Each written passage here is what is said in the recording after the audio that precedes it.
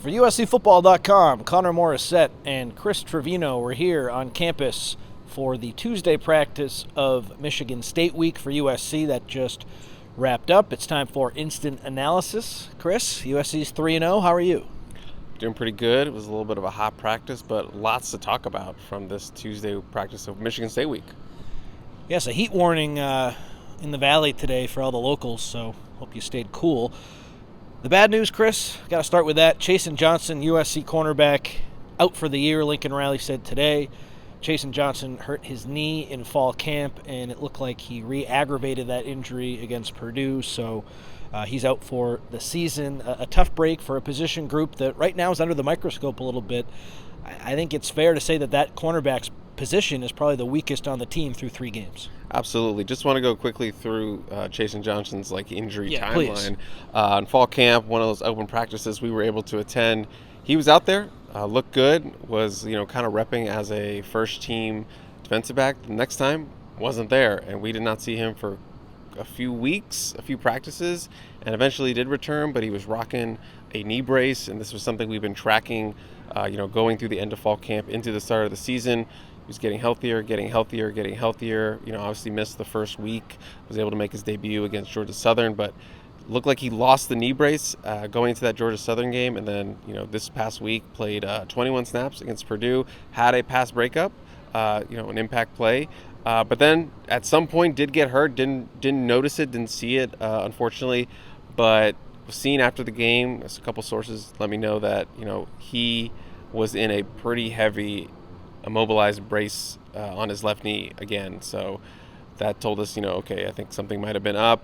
Came out of practice today in the scooter with a heavy knee brace on as well. And that's obviously not a great sign. Probably down multiple weeks. But then, as you know, Riley dropped the bomb. He is out for the entire season. And that's a blow, as you said, to that cornerback room.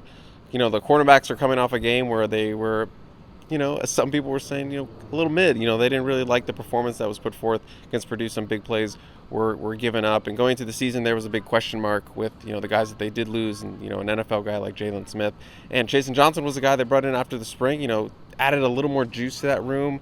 Obviously we didn't get to see him fully healthy for this year, but when he was healthy, he was projected to be a starter, potential starter. This is someone who played under Trevon Reed at UCF, and he knows his background. He likes what he had when he was coaching there at UCF, and Reed put out a couple NFL guys there, so he had high belief in Chasen Johnson. So to have this as a loss for them, that's big, and you don't have a ton of experience, and he was one of your experienced guys, even though he was kind of a younger guy. But Braylon Conley's gotten a start, Marcellus Williams got a start right now.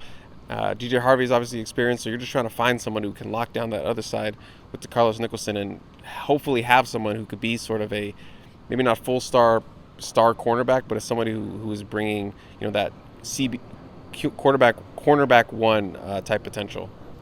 The good news is they do have a good amount of bodies there, even with the injuries, because Prophet Brown is someone who could have played corner as well, but he is currently out. The good news with Brown, he's out of that wheelchair. Chasen Johnson is in it now, but Brown moved out of it. He was walking around. I meant to ask Lincoln Riley for a status update on Prophet Brown. I wouldn't expect him to play this week, obviously. He didn't practice, but it seems like he's trending in the right direction, and Riley said all along that he's not going to be out for the year, Prophet Brown. So perhaps that could help with USC. Brown is playing some nickel as well. But you're absolutely right, Chris. So DeCarlos Nicholson, he'll continue to start. Chasen Johnson factored in there, but now with him being out for the year, it's going to come down to Braylon Conley, Marcellus Williams, and DJ Harvey, maybe Prophet Brown later. But those three, those are the main guys, and someone's going to have to win that job. Conley, to me, would be the most logical guy right now. He got hurt against Purdue. Was out there today. He had a wrist thing, but I don't think it's serious, so that'll be something to watch. Lincoln Riley today said Marcellus Williams has been very steady this season so far. And then the one guy, kind of the forgotten man, is Harvey, who's been was in on that coverage bust early in the year, but he's someone also who's proven at the lower level with San Jose State. He's had a little bit of a rough transition coming to USC so far, but he's certainly capable of turning that around. So it's open, and someone's going to have to take it. My guess right now would be Braylon Conley. How do you feel about that other spot opposite Nicholson? Yeah, I think it's just kind of up in the air right now. You're searching and you're hoping as a USC fan someone makes it their own. And we're kind of seeing a trim down of the rotation moving forward, as Denton Lynn alluded to. But Carlos Nicholson, for right now, he's locked in, as you said. And, I think it's going to be interesting to see who gets to start this weekend. Is it going to be Marcellus again? Is it going to be Braylon again? Or is DJ Harvey going to start? I believe he started week 1. So there's a lot of options they could do. Well, a few options they could do. But I'm interested to see who's going to step up, make it theirs, take it by the horns, and be like, all right, I'm the other starter alongside DeCarlos Nicholson. So, again, they need some juice in that room. They need some, development. They need some plays being made. Not a lot of plays being made at the quarterback position, in my opinion. They did have that nice cornerback pick from DeCarlos Nicholson a couple weeks ago, but above that, haven't really seen many pass breakups or anything like that. I know Marcellus had a nice TFL a couple weeks ago against Georgia Southern, but haven't heard the cornerbacks called a lot where it's like, oh, that was a really nice play. And Saturday should be an opportunity for the cornerbacks to take another step forward. The star receiver for Michigan State, Nick Marsh, he's questionable for this game against USC. He didn't play in the second half against Youngstown State last week for the Spartans due to getting hurt, so we'll monitor his status. If he doesn't go, USC, even with all the uncertainty at corner, should have an advantage there, I would imagine. But I will say, Purdue's top receiver going into last week, Armad Branch, he got poked in the eye, only played 11 snaps against USC, and with him being out, Purdue still had no problem moving the ball down the field. Michael Jackson had the team-high 7 catches, and then Branch's replacement, E.J. Horton, had a big game as well. So even if Marsh doesn't play, USC could still be challenged, but I think the depth of Purdue's receivers is better than the depth of Michigan State's. Michigan State does have a good tight end that USC will have to pay attention to, kind of the first premier tight end that the Trojans are going against, so it'll be interesting to see who covers him. A few other injury updates. Zach Williams, the receiver, he's going to be out multiple weeks. He got hurt against Georgia Southern. Brian Jackson, it looks like he'll still be out against Michigan State. He wasn't a full participant today. R.J. Sermons was full contact today, so that's encouraging. The true freshman cornerback, Cash Jacobson, the first-year defensive lineman, he's been out for a long time. He came out in pads today, so I don't know if he participated, but at least he was in his uniform. Matai Tagoai, he didn't travel to Purdue, but he came out today. Prince Strawn came out today. Corey Sims was in a scout number, so maybe that's good news for Strawn's availability. No Caden Chittenden, the kicker. A lot of moving pieces here with injuries, Chris. Anything out of that whole list that I threw at you stand out? I think the Prince Strawn part of it is interesting. Got the ankle tweak in week 1. Haven't seen him since then, but he did travel to Purdue. He was the only injured player that traveled, which kind of hints to the fact that maybe he was really close. Game time. Yeah, game time. They thought, you know what, it's not quite where we want it. Let's hold him. So no one else injured traveled. He was the only one. So that tells me he was a little bit close. So the fact that Corey Sims, scout team this week, I think that points to the sign that Prince Strawn is going to be back and available for this week. Again, ankles are tricky. We're going to have to check on it at the end of the week. But he gave us thumbs up when we walked out. He was the last one out. So I don't know. I just get the vibe that Prince Strawn is going to make his return this weekend after, sounds like being really close at the end of in the Purdue game. And the other thing is cornerback Alex Graham still banged up, still in the same boat as Brian Jackson. So he is still on the mend right now, so he is considered highly doubtful for this week as well. And I forgot him on my list, so thank you, Chris. The thing with Strawn, he projects as the 4th receiver the way USC's depth chart is set up right now and just the way that the season's gone. And you're probably thinking, well, a 4th receiver, how important is he? Jaden Richardson played 19 offensive snaps against Purdue, and USC ran it 15 times. So when he's in the game, they're not throwing it his way, and they're probably not passing. That's only based on one game, but he's just not really a threat in the passing game. At least Prince Strawn is a guy who's proven and is someone who is a threat in the passing game. So I actually think his availability is significant, especially with Zach Williams being out. It seems like there aren't a ton of receivers on this roster who the coaching staff totally trusts. Tanu Kynes is one of them. We're going to talk about him in a little bit. Prince Strawn, he hasn't played a ton when he was healthy. He got in at the end of that first game, so that wasn't a great sign for him. But I think that when he is in the game, he's more of a threat than Jaden Richardson, and that could open some things up for USC. The last thing from the tunnel observations that I wanted to talk about, Chris, Kendarius D. Reddick, the true freshman safety, he traveled to Purdue, right? Correct. So he was there. He's been banged up for a couple weeks, but now getting back to full health. We've heard so much about him. The staff is really high on him. It sounds like as time goes on, maybe not sounds like, it looks like as time goes on, I think he's going to have a role, whether it's special teams, whether it's defense. They clearly really like him, and I think it's going to be sooner rather than later that he's playing and we're noticing him. Yeah, the fact that he has been banged up since he arrived, been in non-contact, and then when he gets back, he gets in immediately with special teams. I thought that was significant, and the fact that he traveled with Purdue, played in one game, has been healthy like 10 days and got to go to Purdue. So that tells me, yeah, they really like him. They see him as having a future. I didn't see the snaps. I don't know how much he played at Purdue. We'll have to see that, but he at least traveled with the team to Purdue. So I thought that was, significant. One of like 6 freshmen, I think, that actually ended up traveling.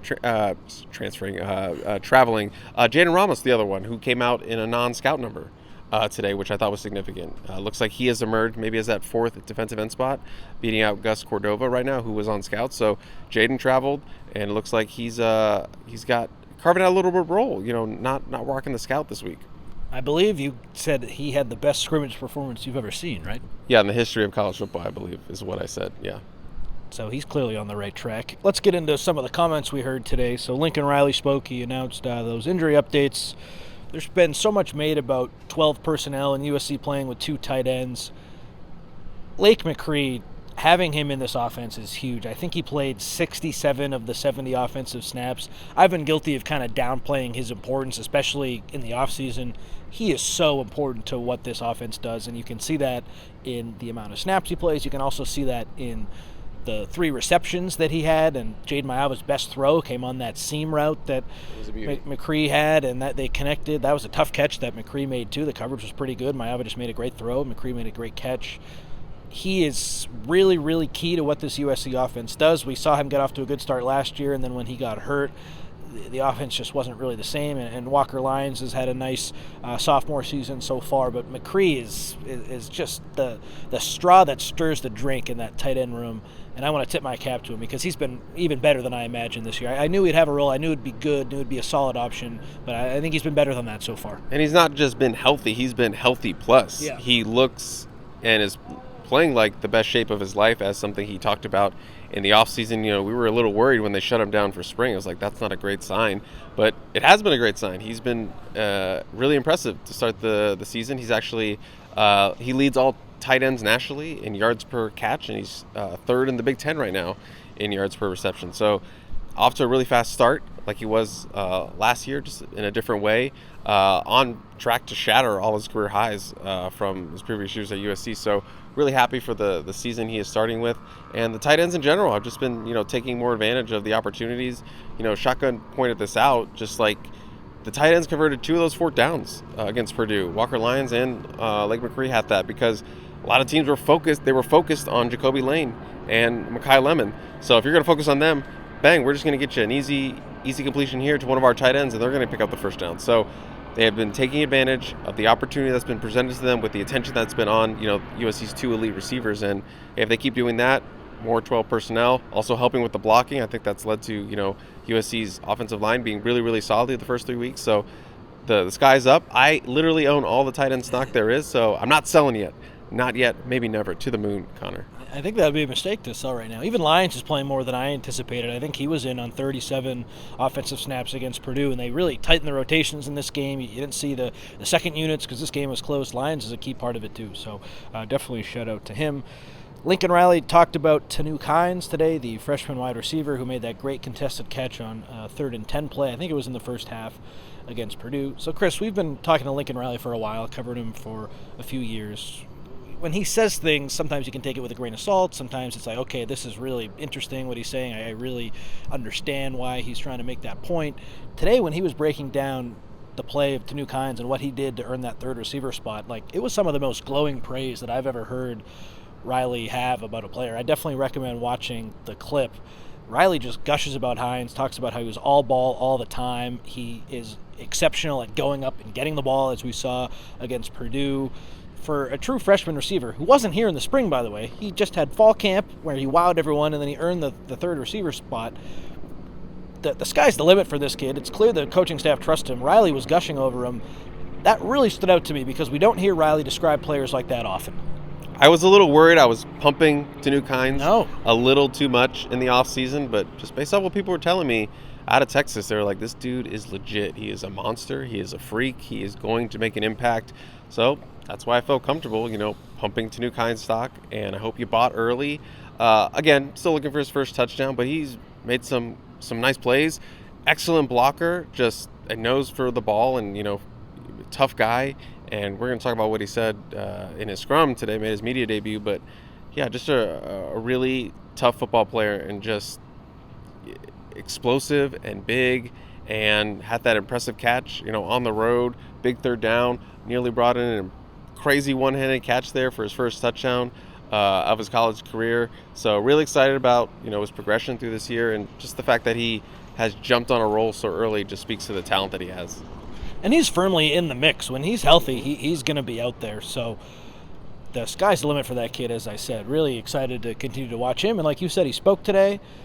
I'll ask the audience, even though they can't answer back, what do you think his favorite class is? This was kind of out of nowhere. Favorite class is poetry at USC in his first semester. That stood out to me. He said he just loves to focus on football. In his downtime, he'll go to the beach, but he is really focused, locked in. He didn't really do much with the playbook before he got here, so he totally learned the offense in fall camp as a true freshman. That's not always easy. We've seen some guys struggle with that over the years. He clearly has the trust of Jade Mayava. He called Mayava not only a great quarterback, but a great person. So that's just a kid who I would be really excited about if I was a USC fan, and I'm sure a lot of people are. It's understandable. Yeah, I was excited I didn't get to be in that scrum, but I'm excited to watch the video, because Gerard tells a story all the time on Composite where he got to talk to New Kynes after his official visit, and after talking to him, he was like, there's no way this kid is going to Notre Dame. He does not sound like a Notre Dame kid. The way he talks, it's just not there. He sounds like a USC kid, kind of that toughness, that grittiness. And you can go listen to it too. He's got like a super booming voice a little bit, so Very deep. That you could be the judge of that, but Gerard was emphatic that there's no way this guy's going to Notre Dame. This is a USC kid all over. So if you go watch the video, you can let us know what you think about that as well. Like most things with recruiting, Gerard right on the ball. You heard from Tobias Raymond as well as Killian O'Connor today. Chris, a couple of offensive linemen for USC. Tobias Raymond had the best game of his career against Purdue, played 70 snaps, the highest graded pass blocking performance of his young career at USC, and he also graded out solidly as a run blocker. So he's really made that left guard spot his own. And Killian O'Connor, a guy who's made the center spot his own. What'd you learn from those two? Two guys that made their first career road starts, and obviously True. A little rocking in Ross-Ade Stadium, pretty loud at times with that stupid train thing. I was standing right. Yeah, probably scared. I was standing right. It was right behind me, and man, it blew out my ears a couple times. It was pretty freaking loud. So I asked about handling the noises. They thought they did a really good job. There was not a lot of procedural timeouts or penalties USC had to have. So I think they did pretty well. They were it was just nice to get a first taste of Big Ten road environments, getting used to the noise.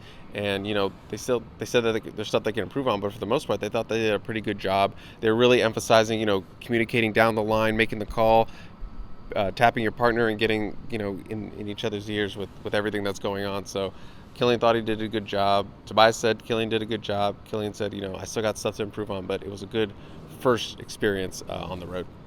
Both of those guys, I know Raymond did Killian as well, have a unique perspective on Jarrett's 70-yard touchdown return? Well, I did ask them about that because, as you know, he might be a defensive tackle, but first and foremost, he's a big man. And there are two types of big men, the offensive line ones and the defensive line ones. So I asked, what did you think of that touchdown, getting a big man score? And Killian said that's one of the best things I've ever seen in his life. And he said, I had a great view of it. I watched the entire thing. He was like, I can't believe it was 70 yards. I didn't know it was 70 yards until after the game. And I told him, what'd you think of the belly rub dance? And he was like, because when you guys talked to him, he said that he did that for all big men. He was like, I felt represented. I loved it.